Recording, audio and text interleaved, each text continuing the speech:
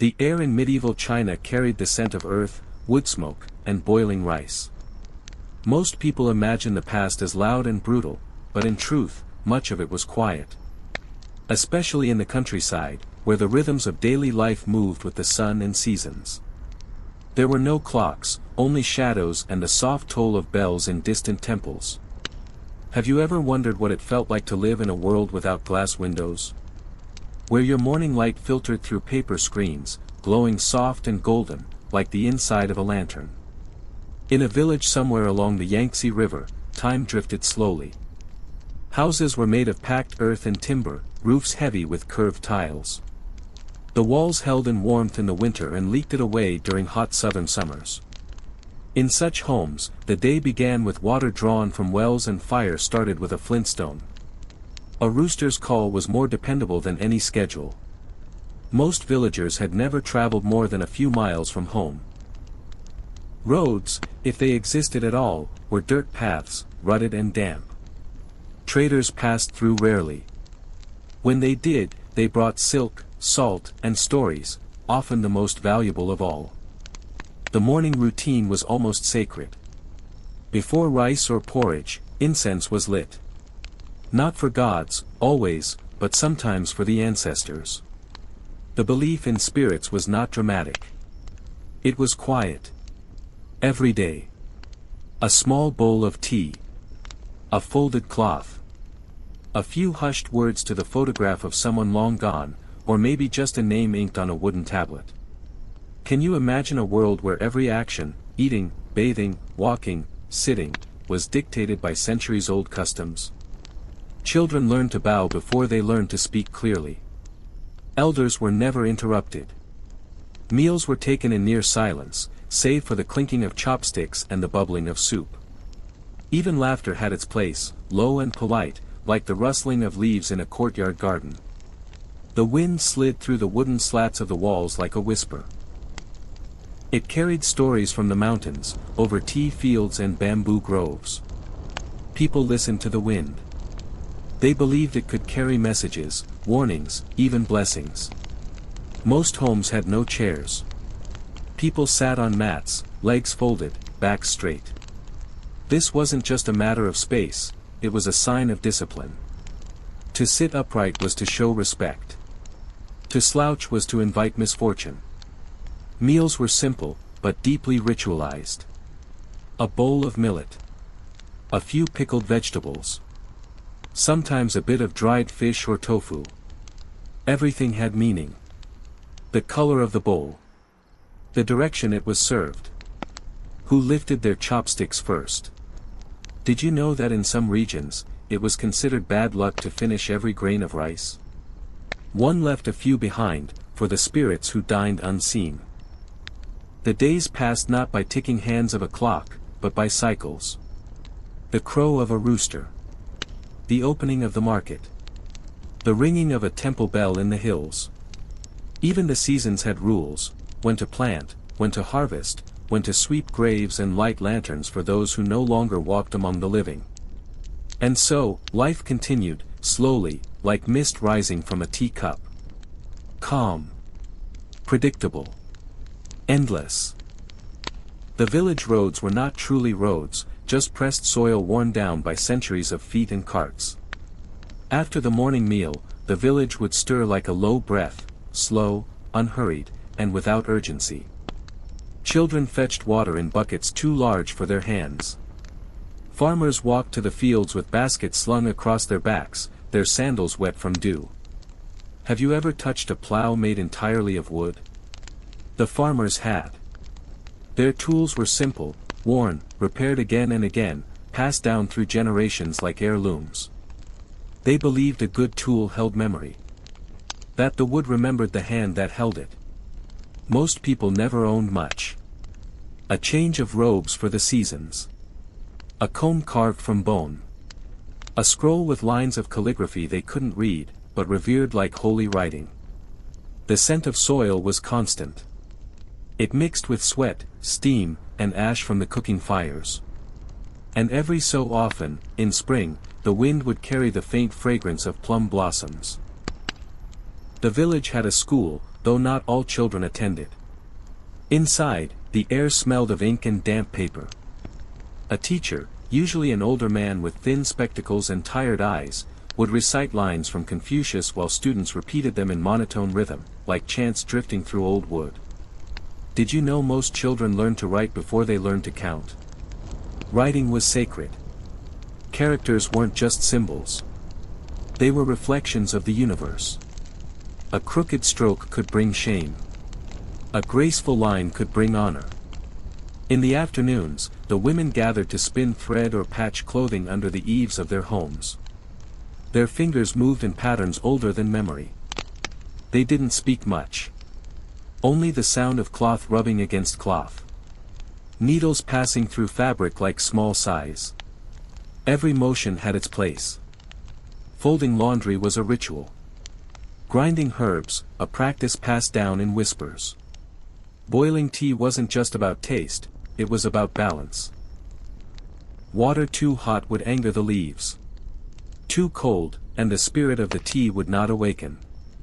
Have you ever wondered what it felt like to believe that everything had a soul? Even stones. Especially trees.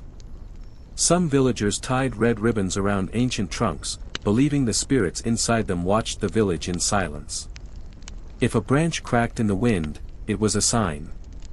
If a bird nested near the roots, it was a blessing. The slow walk back from the fields at dusk was the same every day. Shadows grew long. Smoke curled upward. The sky turned the color of old parchment. Children were called home. Chickens herded into their coops. Doors slid closed with a soft wooden click. Dinner was no louder than breakfast. Elders were served first. Everyone waited their turn. And before sleep, someone, usually the oldest in the home, lit one more stick of incense, bowed 3 times, and whispered into the dark. Outside, the world stilled. No wheels. No engines. Only frogs. The hush of wind. The creak of bamboo. And sleep came not in bursts, but like rain on a quiet roof. By nightfall, the village seemed to disappear into itself. The lanterns glowed faintly behind paper screens, casting warm, gentle light that flickered with each breeze. Homes were silent, save for the occasional cough, the soft thud of a wooden bowl set down, or the rustle of someone adjusting their sleeping mat. Have you ever slept on a bed made of nothing but woven straw and cotton cloth? In medieval China, that was luxury for some. Others slept on bare boards, covered with old robes or patched blankets. Comfort was not expected, it was earned, slowly, over years. Most people went to sleep shortly after the sun disappeared. Not out of preference, but necessity. Candles and oil lamps were precious. Wax was expensive. Oil, often made from seeds or animal fat, burned quickly. Light was not wasted. The nights were long, especially in winter. The wind would curl around corners of the house, searching for cracks in the wood and gaps between the roof tiles. The cold came in silently. People wore their daytime clothes to bed. Extra cloth was layered over feet and hands. Breathing formed clouds in the air. Still, no one complained. They accepted the cold as they accepted the rain, the seasons, and time itself. Have you ever wondered what people dreamed about when they had never seen a painting, never heard a violin, never read a story that wasn't told aloud? Dreams were simple. Of good harvests. Of healthy children. Of peace. In the early hours, when the moon was high and the village completely still, some would rise quietly. Not from restlessness, but for ritual. A silent prayer. A moment of tea. It was believed that spirits were most active in the deep hours of night, and so, some honored them while others slept. The shrines inside homes were small. A shelf with a faded scroll. A candle stub. A bowl of rice left untouched. There was no spectacle, no performance. Just presence. Just stillness. And when morning returned, it was always the same. A rooster. The soft sweep of a broom. The first pot of water placed over the fire. Did you know that in many villages, even the act of sweeping had meaning? One swept from the inside out, never the reverse, lest the good spirits be driven away. Brooms were not just tools. They were guides for energy, for luck. A misplaced broom was a serious thing. As the sky lightened, people stirred again. But not with alarm or urgency. Life resumed like a melody picking up where it had paused. And so the cycle repeated. Every day a variation of the one before. Every moment shaped by unseen rules. Quietly. Deliberately. Without hurry. In the colder months, smoke curled constantly from the rooftops. The smell of burning pine and dried mulberry would settle over the village like a blanket. Most homes had only one room, sometimes two. Entire families lived, cooked, ate, and slept together in that small space. Privacy was not expected. Silence, however, was deeply respected. Shoes were left at the door. The floor was swept twice a day, not for cleanliness alone, but because a tidy home invited harmony. Disorder was thought to stir conflict. Even the placement of a stool or a bowl had meaning. Everything had a direction. A reason. A purpose. Have you ever noticed how quiet a room becomes when everyone understands the same unspoken rules? Children learn early not to shout. To move softly. To use both hands when offering or receiving something. To keep their gaze lowered when spoken to. These habits weren't harshly enforced, they were modeled. Watched. Absorbed. Outside, the village paths turned to mud in the rain. People walked slowly, with woven straw capes over their shoulders and wide hats made from bamboo leaves. Even in the worst weather, life continued. The fields didn't wait. Animals needed care. Firewood needed gathering. Nobody asked if the work was too hard. It was simply done. Most homes had a small garden, not for decoration, but survival. Leafy greens, herbs, sometimes beans or gourds climbing a bamboo frame. In spring, the smell of wet earth and new shoots mixed with the scent of crushed garlic and oil from the cooking pots. Meals were small, but thoughtfully prepared. Soup was common, easy to stretch, warm on cold days, soothing on the throat. Tofu, preserved mustard greens, salted duck egg. These weren't indulgences. They were staples. And they carried centuries of knowledge in how to preserve, flavor, and balance the body's energy.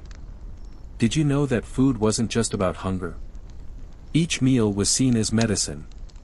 Ginger for warmth. Lotus root for cooling. Pickled plum to sharpen the mind. Nothing was random. Every bite was part of a system. A quiet science passed from one kitchen to another through repetition, not writing. On festival days, the pace changed, but not wildly. A red paper pasted on a door. A lantern hung from a post. The drums in the distance, too faint to disturb sleep, but enough to stir curiosity. Children watched with wide eyes as dough was shaped into animals, and rice flour dusted the air like soft snow. But even in celebration, order remained. Elders were honored first. Food offered to the ancestors before anyone else tasted it. Loud joy existed, but only in its proper place and time. When night returned, as it always did, the lanterns were lowered. Not extinguished in haste, but gently. As if saying goodbye until the next dusk. And inside each home, the quiet settled once again, as natural and expected as the turning of a page. In the mountains, far from the clustered villages, life moved even slower. The air was thinner there. Cooler. The trees older, darker, and taller. Some villagers believed spirits lived among those trees, watching silently, their presence marked by the sudden silence of birds or the creak of unseen branches. Homes in these remote places were built from heavier timber, their walls reinforced against wind and snow. Moss grew on the shaded sides. Rain slid off tiled roofs in thin sheets. Inside, everything was dim, lit only by the glow of a hearth or a single oil lamp flickering on a low wooden table. Have you ever stepped into a room that smelled of wood smoke, damp stone, and old paper? That was the scent of time, of memory, of stories not spoken aloud. In these households, stories were shared differently. Not through books, which were rare, but through gestures, customs, and the repetition of old tasks. A grandmother folding clothes in a certain way. A grandfather drawing water from the stream before the sun crested the hill. Most of these people could not read, but they knew the shape of a season. They could feel a storm 2 days before it came. They read the ground like a map. They knew which mushrooms fed you, and which ones stole your breath. Have you ever known a place so deeply that you didn't need to think to move through it? These villagers did. Their calendars were not made of pages but of events. The first snow. The blooming of mountain lilies. The sound of frogs in the rice paddies. Each moment marked not by numbers, but by life returning, changing, or fading away. Children learned through imitation. A boy watching his father split bamboo until he could do it himself. A girl braiding cord the same way her mother did, even if she never asked why. There was no rush. Knowledge was passed slowly, like water from one clay cup to another. Did you know that silence was often considered a form of wisdom? Speaking too much, too loudly, or too quickly was frowned upon. A wise person listened. A foolish one filled the room with noise. Even disputes, when they happened, were often settled with few words, a long pause, and a slow nod. Tea was boiled in iron pots, poured into bowls instead of cups. It was shared with guests even if there was barely enough rice for dinner. Hospitality was not about abundance. It was about sincerity, about warmth. To offer tea was to say, "You are safe here, for now." The evenings in the mountains came earlier. The sun dipped behind the ridges before the village below had even dimmed its lanterns. Shadows stretched longer. The wind spoke louder. People finished their work early and huddled indoors, telling stories not to entertain, but to remember. Not tales of heroes or wars, but of floods, of long winters, of a cow that vanished and returned 3 days later. Of a tree that bloomed out of season. Of a child who once spoke in dreams. And always, always, sleep came gently. Pulled forward by the weight of quiet, of repetition, of days so alike they blurred at the edges like ink in rain. In the heart of each home, there was always a fire. Small, steady, and low to the ground. It wasn't just for warmth or cooking, it was the center of life. People sat around it in the evenings, legs crossed, hands resting in their laps. The flames flickered gently, casting soft light on worn faces and woven mats. Shadows danced on the wooden beams above. Have you ever listened to fire crackling in a room where no one speaks? That was the sound of night in medieval China. A sound so familiar that most never even noticed it. The fire wasn't just heat, it was memory. It had burned through storms, sickness, and weddings. It had seen every season, and it never hurried.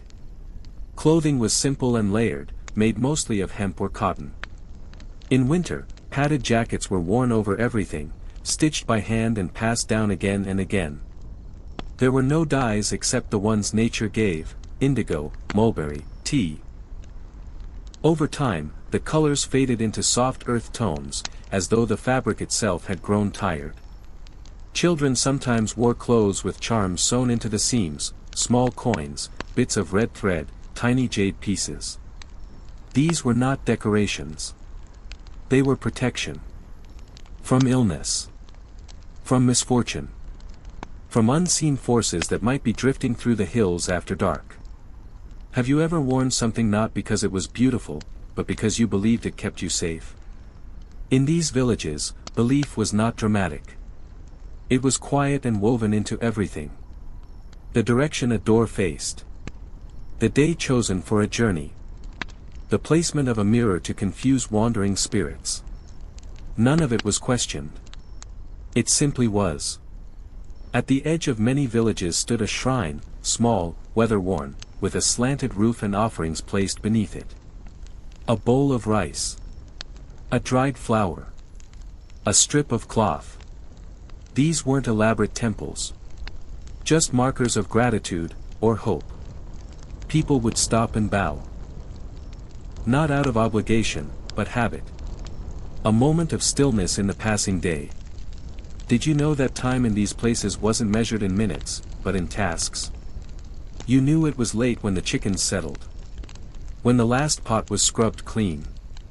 When your hands were stained with work and the light had long since turned golden. Time was circular. Not a line, but a loop, days folded into each other like pages in an old scroll. And so the fire burned. The night deepened. The village exhaled. Outside, in the distance, a dog barked once. Then nothing. The wind slid between the trees again. The moon, high and pale, watched everything. It had seen this before. Many times. And it would see it again, far from the villages, in the wider provinces. Large families lived together under one roof, sometimes 4 generations sharing the same courtyard house. These homes were built in square formations, with rooms surrounding an open center where plants grew in porcelain pots and rainwater collected in stone basins. The courtyard was the heart of the household. A place for quiet tasks, slow conversations, and watching the sky without stepping beyond the walls. The layout itself reflected ancient principles of harmony, north and south alignment, symmetry, balance. Nothing was random. Everything was placed with intention. Have you ever lived in a place where the position of a doorway was believed to shape your future? In these homes, elders ruled gently but firmly. The oldest male held the final word on family matters. His voice was seldom raised. It didn't need to be. His presence alone was law. Meals did not begin until he had lifted his chopsticks. Visitors greeted him first. His sleeping mat was closest to the altar. Children moved through these spaces like whispers, watchful, careful, absorbing everything. They learned not through instruction, but through ritual. To pour tea without spilling. To bow at the right angle. To keep silence at the proper time. Most days began before dawn. The cook lit the stove with pine needles and dried husks. The courtyard filled with the smell of congee bubbling gently, scented with ginger and scallions. Steam curled into the morning air. And while the food cooked, someone always swept the courtyard, slowly, from the center outward. Did you know that sweeping before breakfast was said to remove yesterday's worries? There was a rhythm to life in these homes that never changed. The clack of loom weights in the weaving room. The scratch of brush on paper as someone practiced calligraphy. The sharp smell of vinegar in the kitchen when pickles were prepared for storage. Days were marked not by events, but by echoes. Walls were decorated with scrolls of poetry, faded and spotted with age. Not for show, but for meaning. One might say, the mountain is silent, yet speaks. Another, still water reflects the deepest sky. These were not lines to admire, they were lessons, quietly watched over, year after year. At night, the courtyard darkened completely. No torches. No lights. Only moonlight, and sometimes the pale glow of a lantern carried by someone moving between rooms. Shadows pooled in corners. The cicadas sang in summer. In winter, it was the wind. Have you ever felt a space go so still that you could hear your own breath echo softly in your chest? That was the feeling of these homes. Not loneliness. Not fear. Just quiet. Full and deep, like the pause between 2 spoken thoughts. And within that silence, sleep came, steady, slow, and without resistance. Just another part of the cycle. Another turning of the wheel that I in the cities, life moved a little faster, but not by much. The streets were narrow, paved with stone, lined with low wooden shops and houses stacked closely together. Red banners fluttered above doorways. The scent of soy, charcoal, and medicinal herbs lingered in the air long after the markets had closed. Vendors called out in soft voices during the day, selling dumplings, sesame cakes, bundles of thread, and inkstones. But at dusk, the noise faded, and the alleys filled with quiet. Only the soft clatter of wooden sandals and the occasional creak of a sign swaying in the breeze remained. Have you ever walked through a city where everyone moves slowly, as if not to disturb the air? In the scholars' quarters, young men studied by lamplight. Their desks were covered with scrolls and brushes, their fingers stained with ink. They memorized lines from ancient texts, hundreds, sometimes thousands of characters, reciting them in low tones to the rhythm of their breath.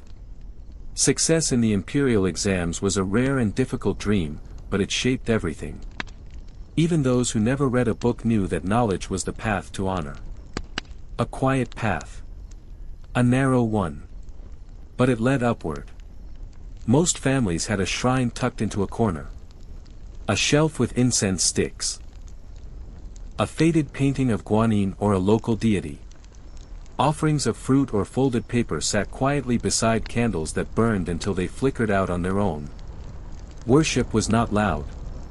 It was steady, unshaken, like a river flowing beneath stone.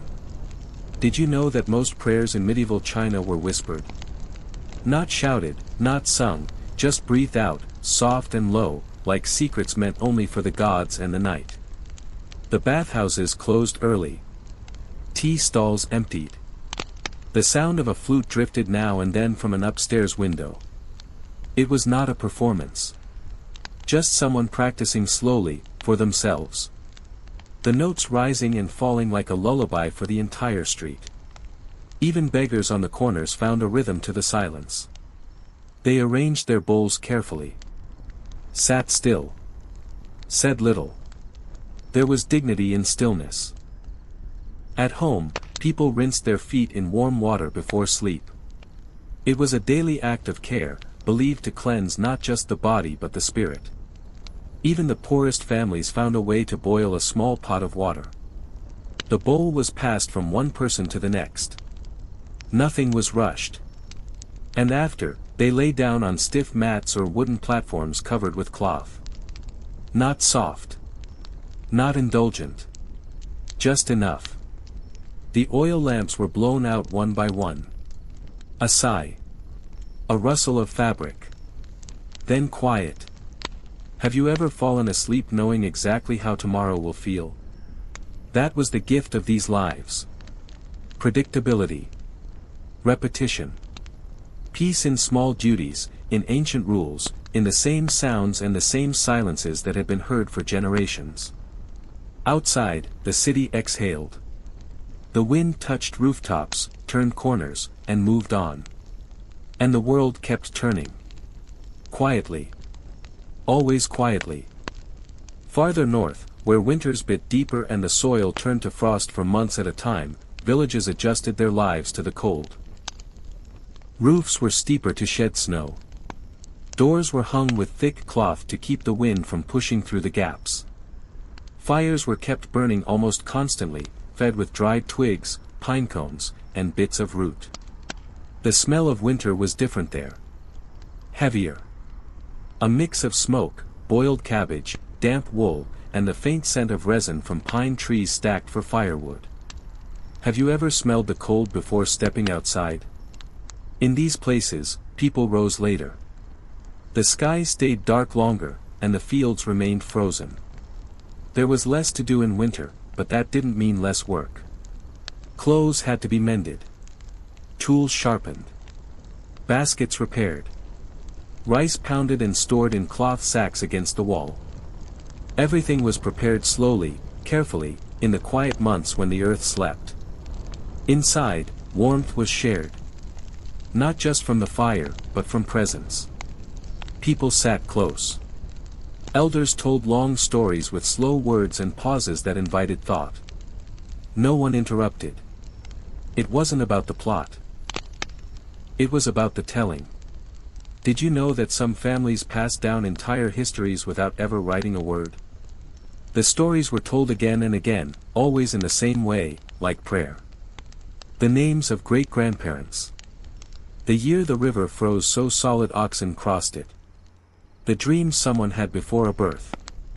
The moment a fox was seen crossing the courtyard at dusk, a sign, they believed, that something was watching. People in the north wore heavier clothes, layer upon layer, quilted and thick. Mittens made from old fabric. Boots stuffed with straw. They walked slower, not just because of the cold, but because rushing was considered careless. Even footsteps had rhythm. Have you ever moved through snow so quiet it muffled your thoughts? That's how these winters felt. The world wrapped itself in silence. Only the creak of a shutter, the soft thud of snow slipping from a roof, or the distant bark of a village dog broke the stillness. Meals were heavier. Stews made from radish, fermented bean curd, and the last bits of preserved meat. Tea was stronger. Sometimes mixed with salt. Sometimes with scallions. It wasn't meant to be pleasant. It was meant to warm the stomach and keep the cold away from the heart. Every action inside the home felt deliberate. Folding blankets. Heating a stone to place beneath the bedding. Hanging herbs near the stove to dry. Everything done slowly, without waste, without talk. When night fell, it came quickly. The sun disappeared behind the mountains without warning. One moment there was light, and the next, only shadows. Lanterns were lit early. The flame inside them shimmered behind thin paper, casting soft gold circles on the walls. Families huddled under shared quilts, their breath rising into the still air, visible in the glow. And as sleep approached, they lay side by side, heads turned toward the fire, listening not to stories now, but to the quiet crackle of wood, the ticking of heat expanding through stone. And nothing more. When spring finally arrived, it didn't announce itself with noise or celebration. It crept in slowly, like a shy guest. A patch of earth thawed near the edge of a path. A bud appeared on a bare branch. The snow receded inch by inch, revealing dark, wet soil beneath. The villagers noticed. Not with excitement, but with a quiet nod, a shared glance. They had seen it before. They would see it again.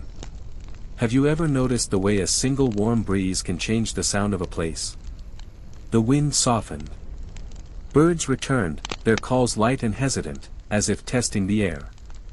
In the mornings, a thin mist curled over the fields, and the roofs glistened with dew instead of frost. Children stepped outside barefoot for the first time in months, standing on the cold ground just to feel that it was no longer frozen. Inside the homes, preparations began again, not rushed, but steady. Seeds were counted. Tools were checked for wear. Sacks of rice were moved. Quilts were folded and tied in bundles to store until winter's return.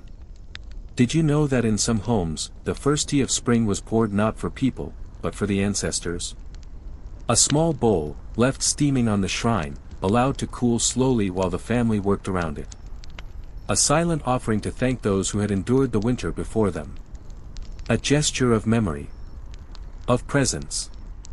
Villagers began to sweep their doorways more carefully, brushing away not just dust, but the heaviness of cold months. Red paper charms that had faded through the season were taken down, burned quietly, and replaced with fresh ones. Everything had its time, and spring was the season of gentle renewal. The fields, once stiff and brown, began to soften. The earth loosened beneath the feet. Water moved again, trickling through narrow channels, dripping from rooftops, gurgling softly in hidden wells. Farmers placed their palms to the soil and felt its readiness, not with words, but with the instinct passed down through unspoken generations. Have you ever placed your hand on the ground and felt it breathe? That's what spring felt like. In the markets, new greens appeared, bitter herbs, wild garlic, sprigs of shoots wrapped in damp cloth. Not much. Just enough to remind people that life was returning. Meals grew lighter. Broth became clearer. Pickles were set aside in favor of fresh leaves sautéed with a touch of oil and salt. Still, the rhythm of life remained calm. No one rushed into the season. There was no need. They trusted the cycle. And so the days grew longer by minutes at a time. Shadows shifted. The air smelled of wood and water. And the village, like the earth around it, stretched slowly, opened its hands, and began again. Without hurry. Without noise. Exactly as it always had, summer settled over the land like a warm, steady breath. The sun rose early, painting the sky with soft pinks and pale golds before climbing higher to hang heavy and steady above rice paddies and tea fields. The air was thick with the scent of wet earth and growing things, bamboo, jasmine, crushed herbs underfoot. The cicadas sang their steady chorus, a gentle hum that filled the days without overwhelming them. Have you ever heard the sound of cicadas in the heat? Not loud, but persistent, like a quiet reminder of time passing. That eye and the fields, farmers bent low over their crops, fingers tracing the young stalks with care.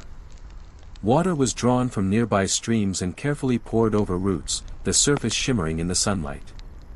Hands were rough, worn from months of steady work, but movement was slow, deliberate. Most work in summer was done in the early morning or late afternoon, when the sun's heat softened. Midday was for rest, shade beneath a tree, a cool cloth pressed to the neck, and quiet breathing. In homes, windows were opened wide to catch the breeze, which sometimes brought relief and sometimes carried the scent of distant storms. Paper screens fluttered softly, their thin surfaces glowing with sunlight filtered through leaves. Did you know that in some villages, families believed the summer wind carried messages from the ancestors? Whispers of advice. Warnings. Blessings. The wind was not just air, it was connection. Meals in summer were light and fresh. Rice porridge with pickled vegetables. Cold noodles in thin broth. Fruits like melons and plums, their sweetness a gift from the season. Food was meant to cool the body, balance the heat, and sustain quiet energy. Children played quietly near the edges of the fields, their laughter soft and infrequent, like the occasional bird call. Games were simple. Stones and sticks arranged in patterns. Imagined stories told without words. In the evenings, families gathered in courtyards to share tea and watch fireflies flicker in the dark. The soft glow of their tiny lights seemed like stars fallen to earth. Conversation was low. Voices gentle. The night held no need for excitement. Have you ever sat outside on a summer night so still that the smallest sound feels like a secret? That stillness was the summer's gift. A pause. A breath held between days. As the moon rose full and round, the village settled deeper into quiet. Shadows stretched long and softened, folding over rooftops and gardens like a slow sigh. And with the steady crackle of a distant fire, sleep came once more, slowly, calmly, as natural as the turning of the seasons. As autumn arrived, the landscape shifted once again, subtle but unmistakable. Leaves turned muted shades of amber and rust, drifting slowly from trees to gather in soft piles along the winding paths. The air grew cooler, carrying the faint scent of harvested grain and damp earth. Fields lay heavy with rice ready for gathering, the stalks bending low under their own weight.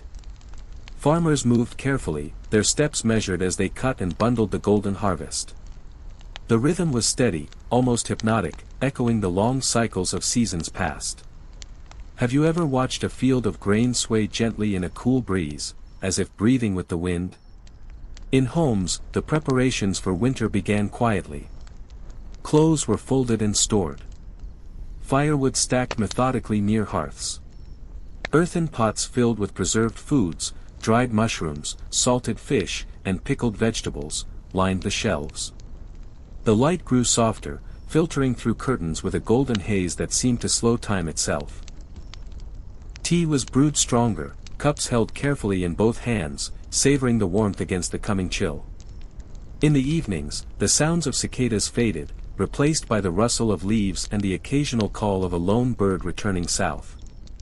Families gathered closer together, sharing stories not to entertain, but to remind. Of ancestors. Of the land.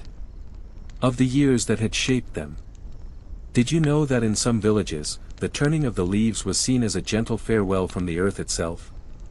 Children's footsteps on the crisp ground were softer now, quieter. They learned to walk carefully, mindful of the fragile balance between life and rest. The days were shorter, but no less full. Outside, lanterns were lit earlier, their glow warm and steady against the deepening dusk. Smoke rose in thin ribbons from chimneys, carrying the scent of pine and drying herbs. And as night fell heavier and earlier, the village exhaled again, slowly, gently, folding itself into the long, quiet breath of sleep.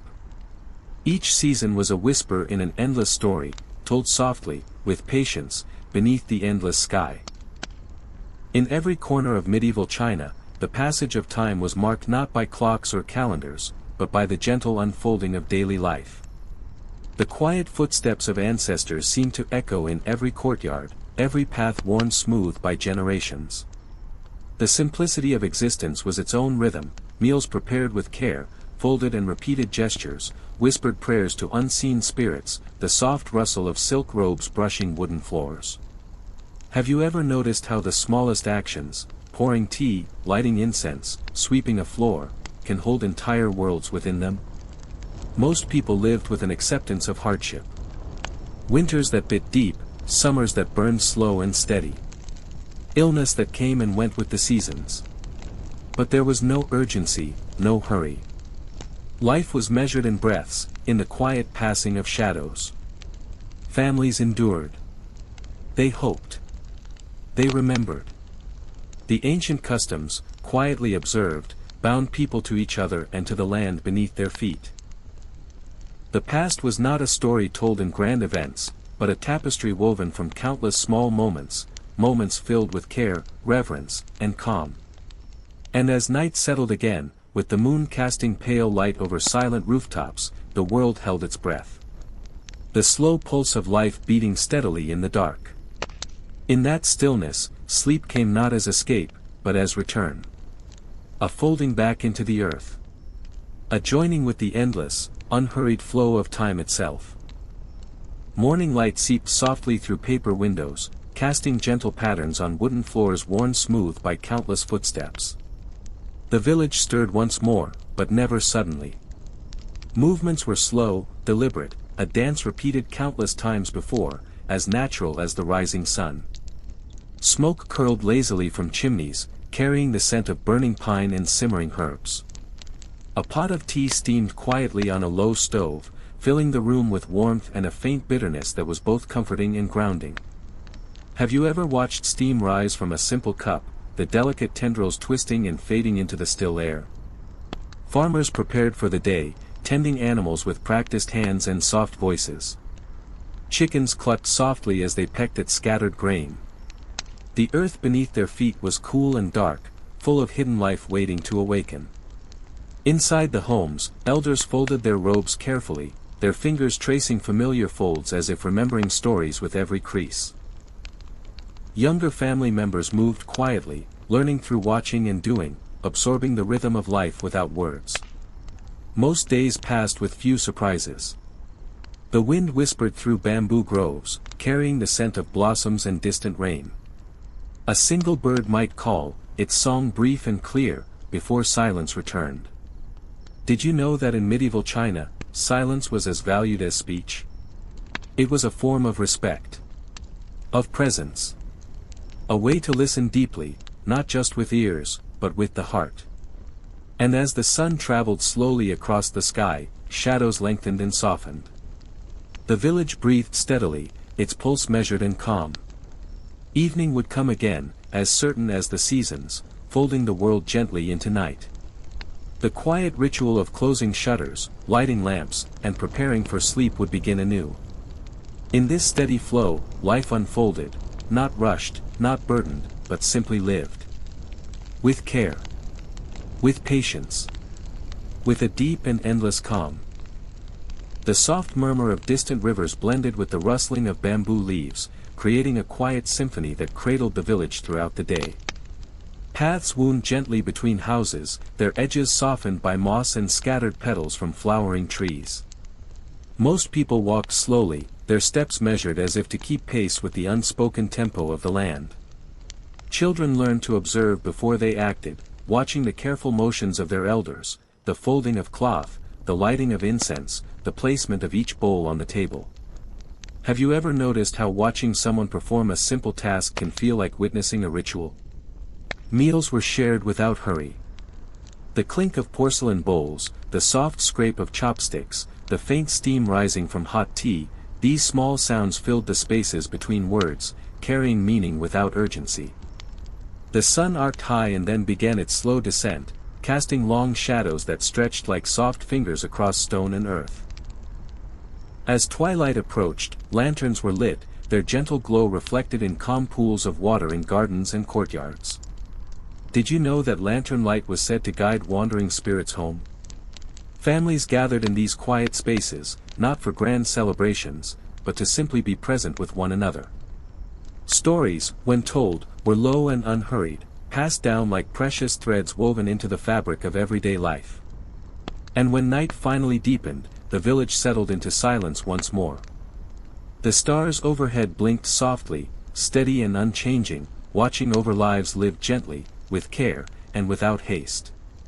In this endless cycle, time itself seemed to slow, inviting rest, reflection, and the slow, soothing breath of sleep. The distant hills, cloaked in morning mist, stood like ancient guardians watching over the village below. Their outlines softened by the pale light, they seemed to breathe slowly with the earth itself, steady and unhurried. Within the village, the rhythm of daily tasks unfolded with quiet certainty. Water was drawn from wells with wooden buckets worn smooth by use. Firewood was stacked meticulously near doorways, ready to kindle warmth when needed. The soft scrape of hands folding cloth and the faint crackle of kindling breaking echoed gently through simple homes. Have you ever paused to notice the sound of routine, the gentle harmony in repeated motions? Meals were prepared with care, often the same simple dishes passed down through generations.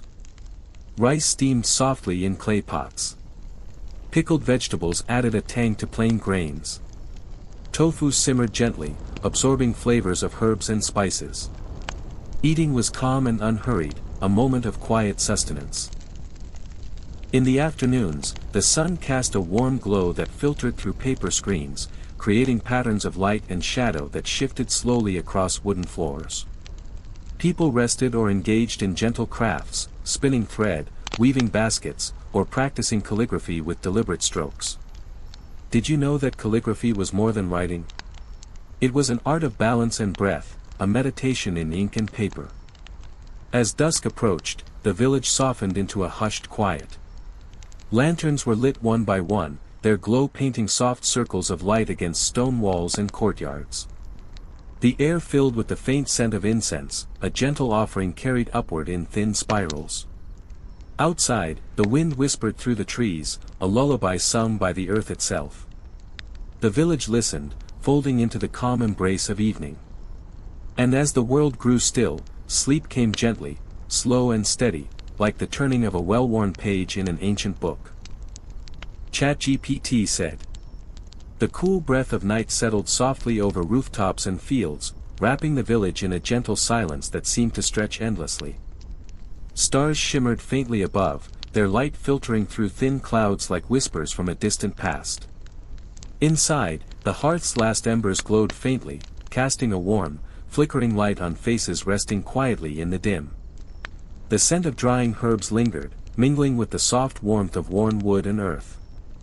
Have you ever noticed how the quiet of night can feel like a soft embrace? Homes were simple sanctuaries, filled with objects touched by countless hands, a carved wooden bowl, a smooth stone, a faded silk ribbon. Each held a story, unspoken but understood, a thread connecting past and present. Most dreams in these places were not vivid adventures, but gentle reflections, images of mist-covered mountains, slow-moving rivers, and the soft rustle of bamboo leaves. The village seemed to breathe with its people. A slow, steady rhythm like the turning of seasons or the flow of a calm river. Did you know that in some villages, people believed that the spirits of ancestors walked quietly alongside the living during the night. They were neither feared nor ignored. Their presence was a quiet comfort, a reminder of continuity and care. And as sleep deepened, the world outside faded into stillness. The night held its breath, waiting patiently for the soft light of dawn to return. And in that waiting, there was peace, deep, enduring, and slow, like the heartbeat of the earth itself. With the first pale light of dawn, the village began to stir again, but never abruptly. Soft footsteps brushed along earthen paths as the air filled with the faint, steady hum of waking life. The scent of moist soil mingled with the aroma of brewing tea, signaling the start of another day shaped by quiet rhythms. Wooden doors were opened gently, letting in the cool morning breeze that carried whispers of distant mountains and flowering trees. The slow unfolding of daily tasks resumed, the gathering of firewood, the drawing of water, the preparation of simple meals with practiced hands. Have you ever noticed how morning light softens even the sharpest edges, smoothing the world into something calm and gentle? Children moved carefully, learning once again to watch and imitate. They observed the measured steps of elders, the way hands folded cloth or swept floors in precise, familiar patterns. These small acts were lessons, not in words, but in presence and patience. The village breathed as one, slow, steady, unhurried, each person a part of the quiet whole. Most days were much the same, yet each held its own subtle differences, the angle of sunlight through leaves, the rhythm of distant birdsong, the scent of earth after rain. Did you know that in medieval China, the passing of time was felt more than counted? There were no clocks, no calendars as we know them, only the flow of seasons, the cycle of work and rest, the slow turning of the world beneath the sky. And as the day stretched on, the village continued its gentle dance, a timeless, endless rhythm of life unfolding softly, without haste, beneath the watchful gaze of ancient hills and silent stars.